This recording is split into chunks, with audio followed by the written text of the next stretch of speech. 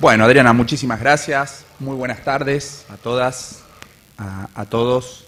Es la primera vez que, no es la primera vez que estoy en esta organización, este encuentro que hace la Pastoral Social, a quien sigo desde hace muchísimos años.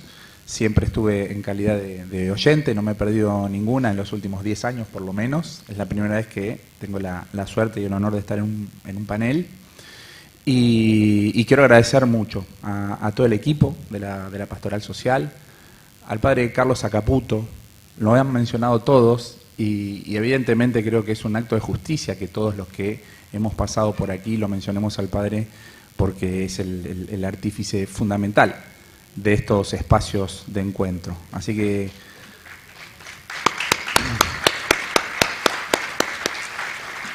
Carlos, no solamente te quiero agradecer la invitación y la organización que te has puesto al hombro, sino cada uno de esos encuentros, cada uno de esos asados, de esos cafés que hemos tomado conmigo y con muchísimos otros más que hoy Gustavo Vélez hablaba de ese rasgo distintivo de muchos jóvenes que él ve en la administración pública que tienen un sesgo parecido respecto del pensamiento en las grandes cuestiones de la humanidad y que sin lugar a dudas se deben a esas charlas. También habemos otros, no tan jóvenes, que andamos por el mundo intentando transformar la realidad basado en esas verdades que muchas de ellas las hemos aprendido de vos, por eso muchísimas gracias, Carlos.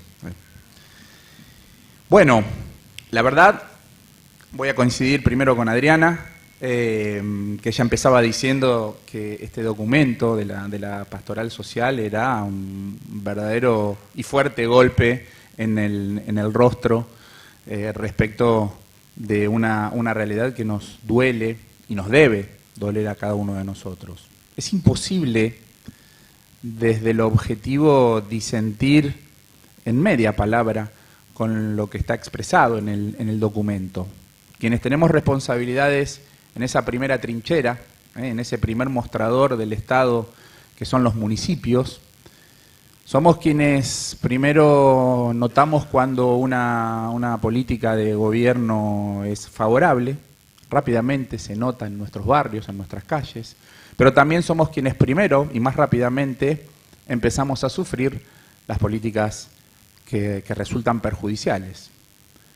Cuando hablábamos de ese 40% que tanto duele, que tanto asusta, voy a dar algunos datos estadísticos de lo que me toca administrar, que es la ciudad de Merlo. Merlo es un distrito a 30 kilómetros de Capital Federal, no más, que tiene 174 kilómetros cuadrados, 23.000 cuadras pobladas, tenemos casi 700.000 habitantes. Y en este periodo de pandemia hubo momentos que debíamos alimentar cada día a 180.000 personas. 180.000 personas. Y tenemos un déficit tremendos en cuanto a infraestructura básica. El 65% de nuestra población no tiene cloacas, el 52% no tiene gas natural, el 51% no tiene agua corriente. Cuestiones que sinceramente a esta altura de las circunstancias, en este siglo XXI, en un país que ha sabido disfrutar de horas felices, de días felices, en algún momento de nuestra historia resulta verdaderamente abrumador entender esas cifras. Y Merlo es un espejo de lo que sucede en los alrededores, en el conurbano bonaerense, sobre todo en el segundo y tercer cordón. Imagínense alrededor de 8 o 9 millones de personas que viven en esas circunstancias, con un déficit de vivienda de más de 35.000. Así que el documento sobre el cual venimos a reflexionar es un disparador poderoso, y que merece nuestros mejores esfuerzos. Creo que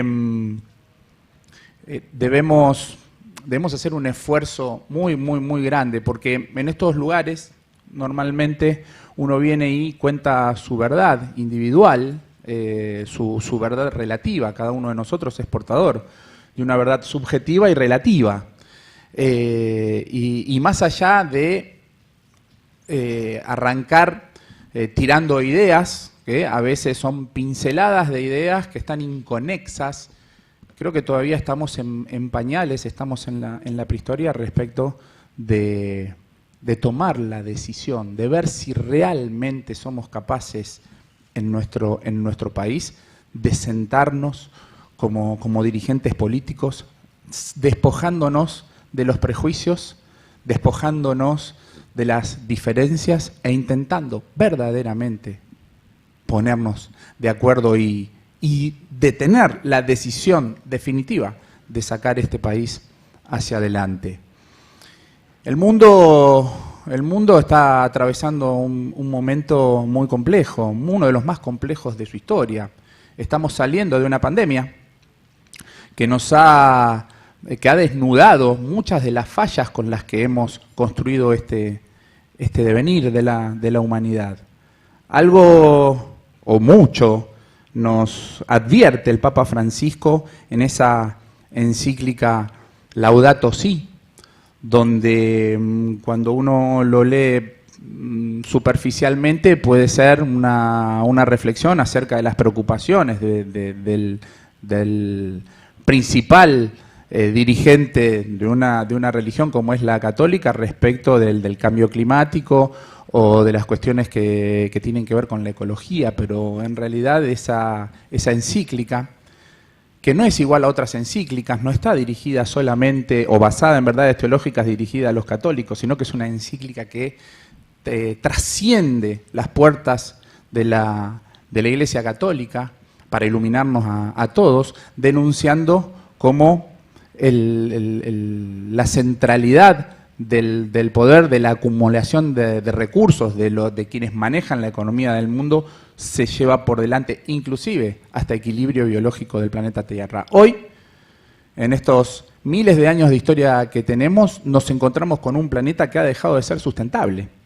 Y verdaderamente Dios perdona siempre. Los hombres perdonamos a veces, pero la naturaleza no perdona jamás. Si cualquiera de nosotros decidiese tirarse de un 10º piso de un edificio, se encontraría rápidamente con la muerte, porque claro, la ley de gravedad no se toma vacaciones, trabaja las 24 horas. La naturaleza no perdona nunca. Por eso tenemos la enorme oportunidad, aún tenemos la enorme oportunidad, y eso es lo maravilloso, de recuperar este planeta. Y como lo decía el general Perón allá por el año 72, y como lo dice Francisco, y como lo dicen muchos otros, todo lo que tiene que ver con la sostenibilidad del planeta Tierra y de lo ecológico tiene que ver con la pobreza. Y que no podemos solucionar un problema sin solucionar el otro. Creo que está llegando el momento en la República Argentina de que los argentinos terminemos de ponernos los pantalones largos y tengamos la enorme valentía de empezar a definir cuestiones para nuestro país que son centrales. Hay que tener valentía para aceptar errores, hay que tener valentía para despojarse de cuestiones ideológicas. Da la sensación a veces que la ideología la ponemos por encima del bien común, y creo que la ideología debe ser una herramienta para llegar al bien común. Hemos avanzado muchísimo en estos últimos 50 años en cuestiones de tecnología. Es una bendición y a la vez un problema la tecnología, por muchas circunstancias. Y da la sensación de que no hemos avanzado en el crecimiento como seres humanos. Ojalá esta pandemia que nos ha hecho sufrir tanto nos dé la posibilidad de subir un escalón en nuestra evolución como seres humanos. Por lo pronto, el mundo sigue gobernado por varios de los pecados capitales. Por ejemplo, la avaricia, esa necesidad irrefrenable de acumulación. Y todos los males que da la sensación de tener este mundo tienen que ver directamente con la avaricia. Se generan guerras por dinero, se trafican armas por dinero, se trafican drogas por dinero, se reduce esclavitud y servidumbre a millones de personas alrededor del mundo por dinero. Y la dirigencia política, la dirigencia empresarial, también está ensoberbecido, como lo decían hace un rato, la soberbia, otro de los pecados capitales. Jugamos a ser los dueños de la tierra. No somos los dueños de la tierra, ni siquiera somos los habitantes solamente de la tierra. La tierra es un ser vivo que tiene un perfecto equilibrio donde los seres inanimados y los seres vivos que la componemos debemos encontrar ese equilibrio. Esto como un marco conceptual gigantesco. Y la dirigencia política, como decía Gustavo hace un rato, Gustavo Vélez mencionando al Papa Juan XXIII, recuperar el amor por pasar desapercibido. Bueno, con la dirigencia política montada en una vanidad que muchas veces los dirigentes políticos parecemos estrellas, o pretendemos. Y qué importante es recuperar el valor de lo simple. Estamos llamados a recuperar a todo un planeta Tierra. Y si queremos salvar al mundo tenemos que empezar por el jardín de nuestra casa. Y el jardín de nuestra casa, en el caso de los intendentes, es nuestro municipio. Sinceramente tenemos que encontrar nuevamente un modelo de nación, un modelo nacional. El último fue expresado por el 3 veces presidente de la Argentina, el general Perón, poco antes de su muerte. Luego de ahí no hemos tenido la posibilidad. La Argentina necesita que nos pongamos de acuerdo. Hoy estuvimos aquí con Diego Valenzuela, que es un intendente de Cambiemos, con quienes tenemos diferencias, a veces ideológicas, pero que en la práctica diaria tenemos mucha coincidencia y muchas veces nos ayudamos, nos consultamos. Lo teníamos a Juan Zabaleta desde su casa, a quien le mando un abrazo grande a la familia, a quien quiero. Esa comunión de hoy espero que sea con mucha bendición para Juan y sus niños. Lo tenemos a Juan Zabaleta, que viene de ser intendente en la municipalidad de Hurlingham. Son todos distritos muy pegados y que tienen muchas similitudes. Creo que si no logramos un modelo nacional que esté por encima de quien circunstancialmente le toque gobernar la Argentina, difícilmente tengamos futuro como nación y difícilmente podamos ayudar a este mundo a volver a ser sostenible. Hay cuestiones que son urgentes, hay cuestiones que son necesarias encararlas ya porque el planeta Tierra y la naturaleza ha puesto ese reloj de arena, ha dado vuelta y el tiempo se va consumiendo. Creo que tenemos la inteligencia suficiente y que hemos sufrido lo suficiente para poder lograrlo. Lograr es hacerlo con una apertura generosa, con una apertura amplia y, como les decía hace un ratito, desnudándonos de todos los prejuicios. En los municipios venimos viendo esta situación y venimos trabajando muchísimo en esa articulación. Este lugar de encuentro donde venimos a expresar algunas ideas no debe quedar solamente en el día en que se reunió la pastoral social. Tiene que ser un disparador. Necesitamos encontrarnos más. Lo decía hace un ratito Nicolás Massot respecto de Martín Gil. Nos encontramos en los lugares donde venimos a contar experiencias, pero después durante el año no nos vemos lo suficiente. Bueno, ¿qué nos está pasando? ¿Somos capaces? ¿Queremos hacerlo? Desde el lugar donde estamos nosotros, sea cual sea el lugar en esta sociedad de responsabilidad, ¿estamos haciendo lo suficiente? ¿Estamos empujando este carro del encuentro lo suficiente? ¿La palabra concordia tiene sentido en nuestra vida? ¿La practicamos? ¿Tratamos de unirnos aún en la diversidad? Ese es parte de los grandes desafíos que tenemos para estos próximos años.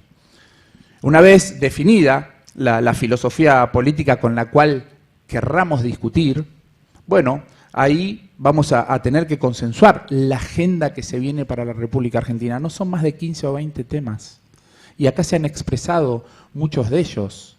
Grandes novedades que traía Gustavo Beris respecto de lo que se está trabajando. Otras tantas que contó Juanchi Zabaleta. Algunas otras que contó también Martín Gil, que están haciendo desde el Ministerio de Obras Públicas de la Nación. Ideas interesantes para analizar por todos, como nos traía Nicolás Massot, o lo expresado por Diego Valenzuela respecto de la fuerza de las pymes y de por qué tenemos que seguir viviendo en el antagonismo, por qué la fuerza de la pyme no puede trabajar articuladamente con la economía popular.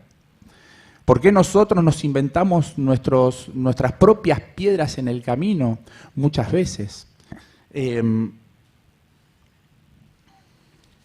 Tenemos que generar reglas claras de juego hacia adentro y hacia afuera.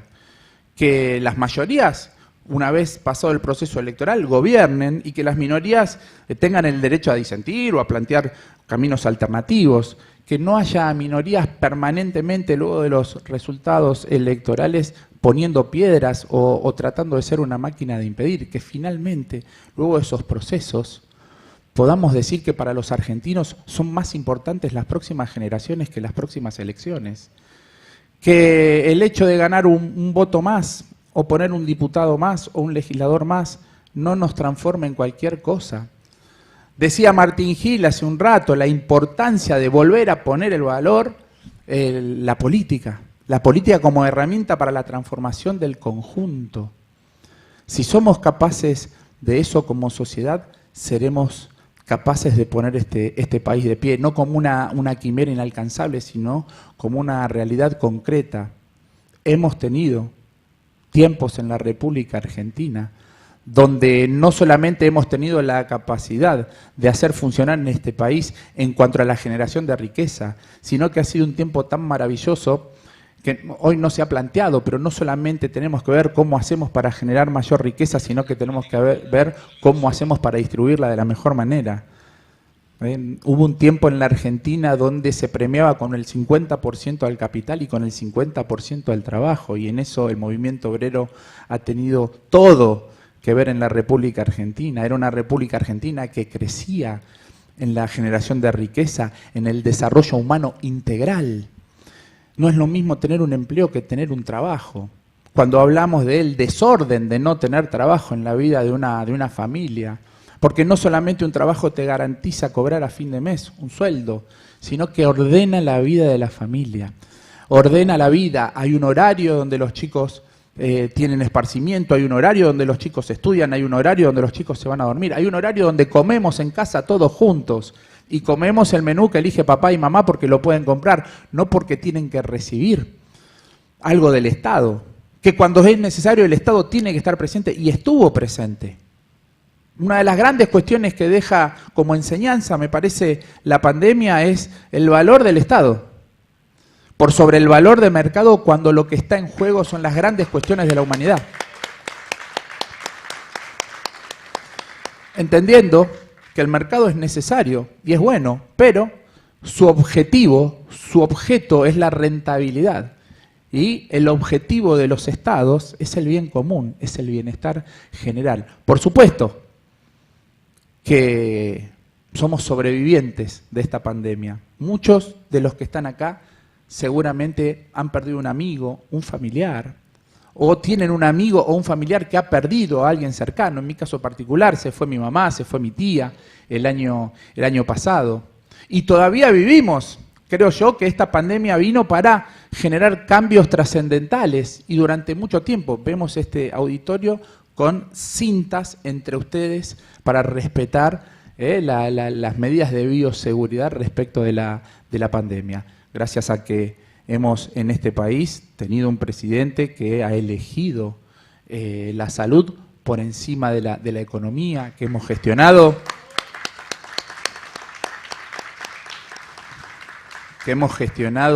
la vacunación como pocos países en el mundo, que nos permite, por ejemplo, en Merlo haber aplicado más de 750.000 vacunas entre la primera y segunda dosis, que estemos vacunando a los chicos de 3 años, que a los abuelos le estemos dando la tercera vacuna de refuerzo. Bueno, ese sufrimiento no tiene que haber sido en vano. Tenemos tenemos la enorme posibilidad y la enorme oportunidad por ser sobrevivientes de esa pandemia.